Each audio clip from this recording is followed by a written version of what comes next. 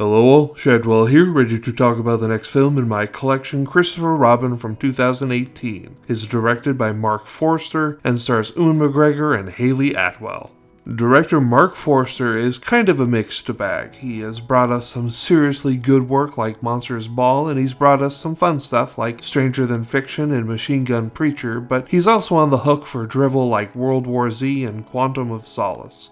And I'm particularly cross with Quantum of Solace because it isn't just the absolute worst Daniel Craig James Bond film, it's one of the most boring of the entire series, but we'll be talking Quantum of Solace eventually. Today we're talking Christopher Robin. I guess I should start by admitting I love anything and everything that has to do with Winnie the Pooh. Hell, as I type this, there is a giant Tigger stuffed animal resting on a chair behind me in my office. I do not believe that Winnie the Pooh is just for kids, and I will certainly die on that fucking hill.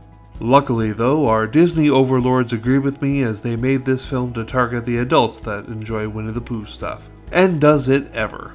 I timed it and I made it 3 minutes and 12 seconds into the film before I started bawling. Which is slightly a lie because actually as soon as the Blu-ray queued up the main menu and I saw the silhouettes of Christopher Robin and Winnie the Pooh, I started tearing up immediately. This film is really great. It's about a grown-up Christopher Robin who has forgotten about his Hundred Acre Woods friends, but they come back to remind him. I gotta say that the thing that makes me happiest about this movie is that heffalumps and woozles feature so prominently in the plot. I think that's hilarious.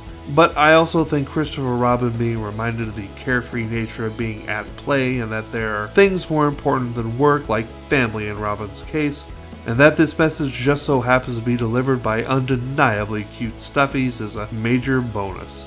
The character design for each of the members of the Hundred Acre Woods is very realistic and therefore different from the animated version we're used to, but they still look oddly familiar and just as comforting.